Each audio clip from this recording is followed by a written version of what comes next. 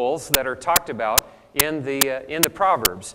For those of you that may not have been a part of this series so far, we're into the fifth week of just this focus on fools and follies, and our intent is not to put people in a box and so we can call people fools.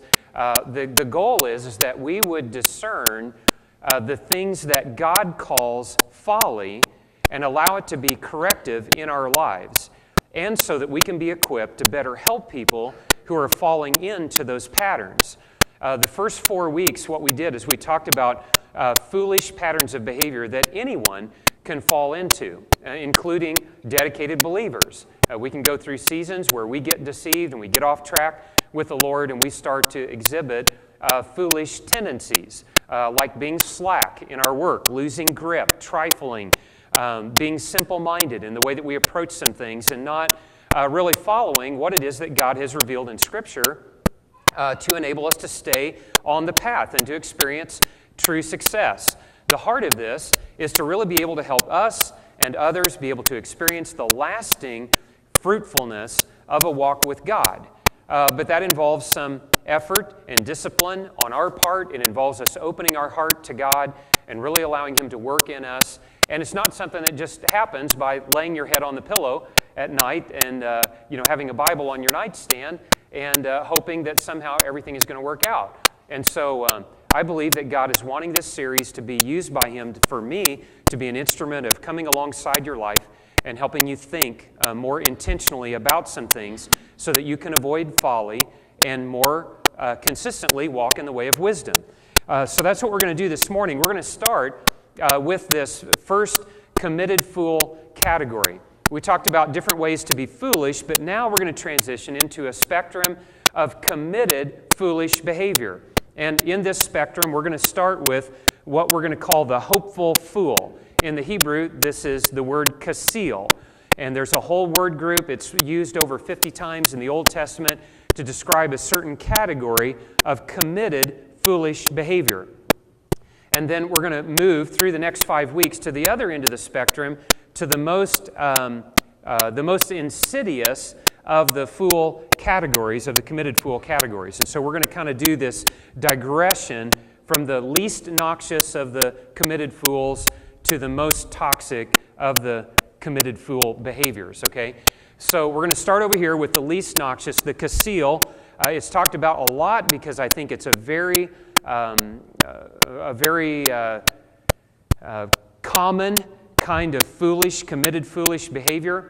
This is a person that has moved beyond kind of moving in and out of folly to developing a more consistent dedication to their own way. The folly that is behind the kasil fool is called ivaleth. And ivaleth just means being dedicated or committed to pursuing one's own way. It's going to be the folly that's behind both the kasil and the next fool that we're going to talk about in the next Sunday.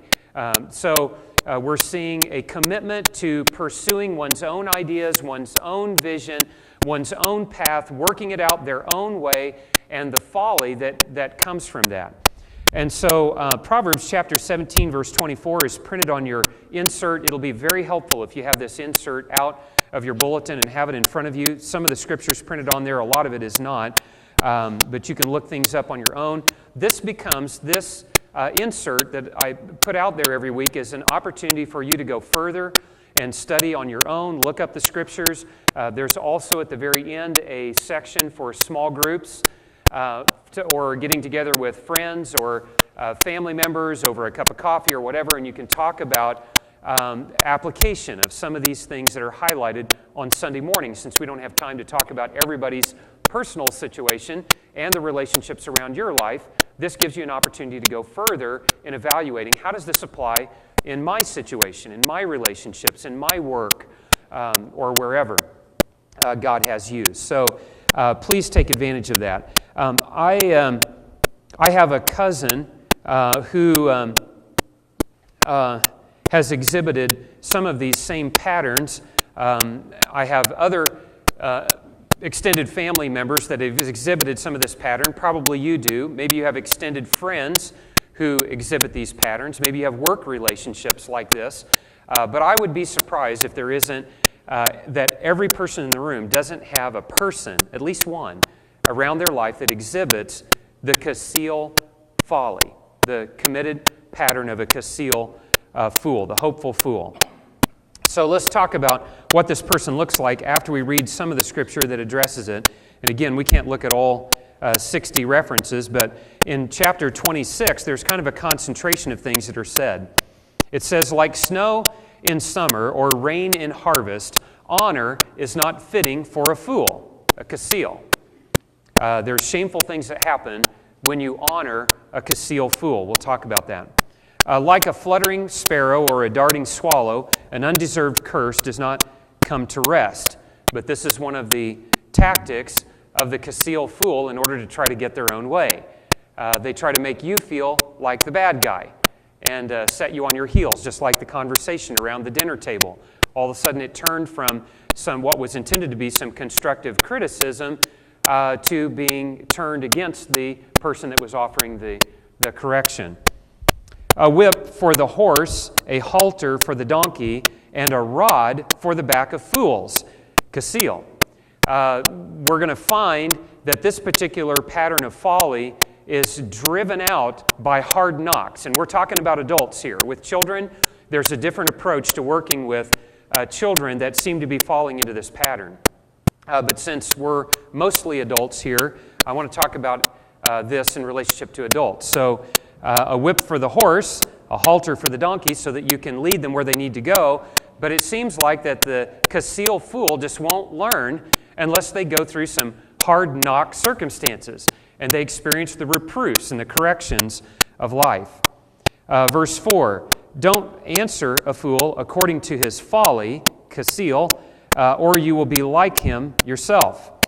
Answer a fool, Kaseel, according to his folly, or he will be wise in his own eyes. Now, for a long time, I thought that those were two contradictory statements. And maybe you've read Proverbs 26, 4, and 5 before, and you felt like, oh, gee, it seems like it's saying opposite things. I'm here to tell you it is. It's saying opposite things. Dan, are you saying that the Scripture contradicts itself? No, I'm saying that you don't win with a fool. And it doesn't matter how you answer.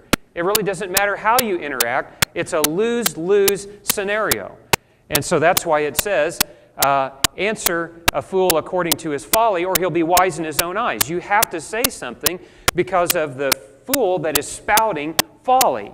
And so you have to address it. But in doing so, it says if you answer a fool according to his folly, you'll become like him. And so it's a lose-lose scenario. But you do have to exercise wisdom, and as we'll find, you have to answer a fool in kind, in accordance with the manner of their behavior.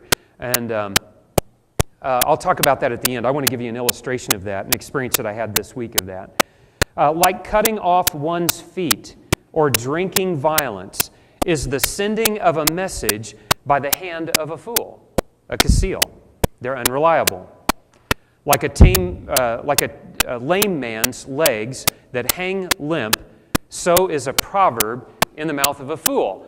When wisdom is stated by a person whose life contradicts wisdom, it numbs the effect of what they say, and it takes away from the impact of the message. So even though a Kaseel, a fool, may say something that is wise, because their life is so 180 degrees opposite of what it is that's being said, it takes away, their lack of credibility just numbs the effect of the message to those who hear, who know this person's life.